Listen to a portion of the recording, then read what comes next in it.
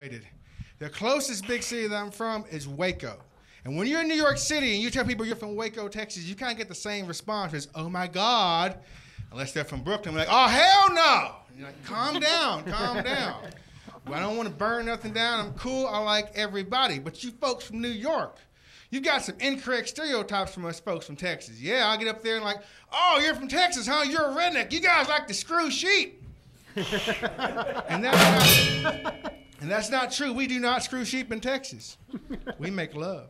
That's right. We'll take a sheep out for a candlelit dinner. We'll take a read of some poetry. They screw sheep in Oklahoma. I get to see a lot of cool things here. I was walking around in Hell's Kitchen, and I smell the essence of caca.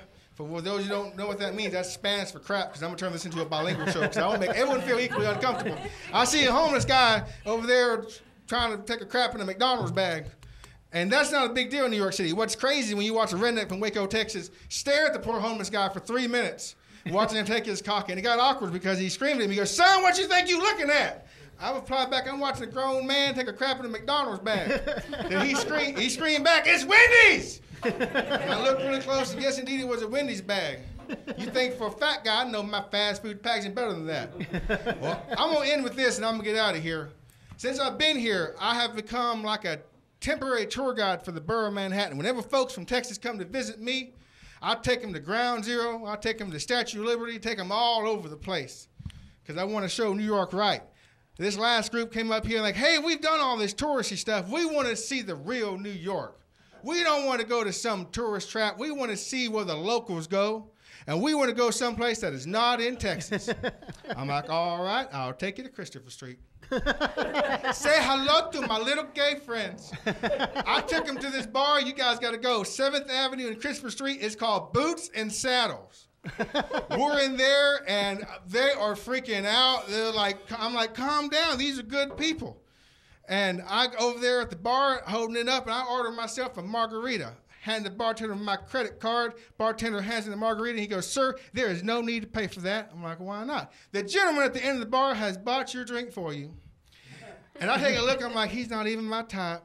And I'm like, man, I got to let this old boy know I got standards, ethics. I come from a good Christian home, and I don't swing that way. Then I made a mistake of asking how much for the margarita. He says, $18. I'm like, hey. Thank you for the show, and thanks for not running away when you see the cowboy hat.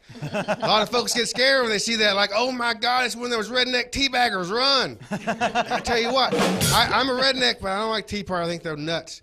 I did grow up in a small town. I'm a bit of a redneck, little town called Lott, Texas, L-O-T-T, and trust me, there's not a lot there. Population 724, counting dogs and cats.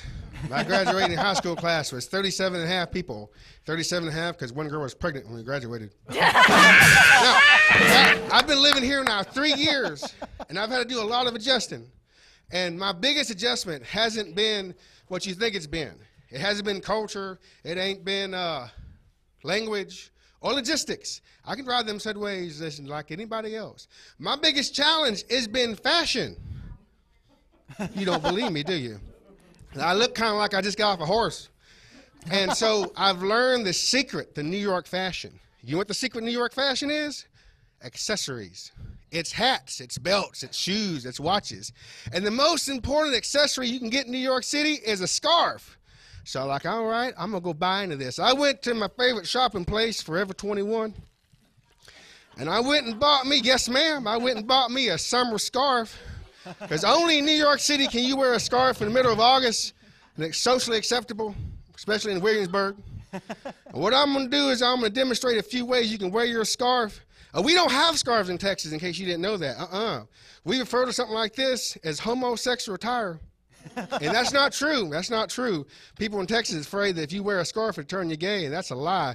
The other reason why we don't have scarves in Texas, it doesn't get cold very often. It only gets cold about 3 or 4 weeks out of the year, and it only snows every 30 years. And when it does snow, all the Mexicans freak out and think there's cocaine on the ground. So I'm going to show you the 3 most common ways to wear your scarf here in New York City. This right here is the first way. It's very GQ, very 5th Avenue. You can do this. There's nothing wrong with this.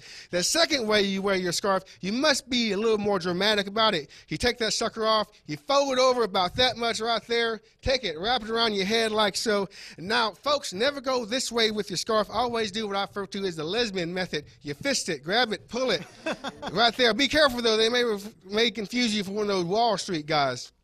And the last and bestest way to wear your scarf when you're here in New York City, you get it out here in front of you like so. Take it and take this way around your head. Then take the other end, go the other way around your head. Get the slack out. But ladies, over there, May, you paying attention? Yes, I am. Always leave a little neck and or cleavage for us guys to use our imagination. And you take these two ends right here, and you do a little knot. The rabbit goes through the hole like so. And this right here, folks, tells you everything you need to know about me as a scarf wearer. Number one, it tells you I'm a big fan of Lady Gaga and Elton John songs. Number two, it tells you that I'm a big, if I get to drinking, I may dance with men. Just ask Matt Nagan. When his IBS isn't kicking in, he's a great dance partner. Oh. And the third thing it tells you about me as a scarf wearer, that now that I moved to this great city, New York City, I have conquered fashion, because between this hat, scarf, and boots, I look fabulous. Thank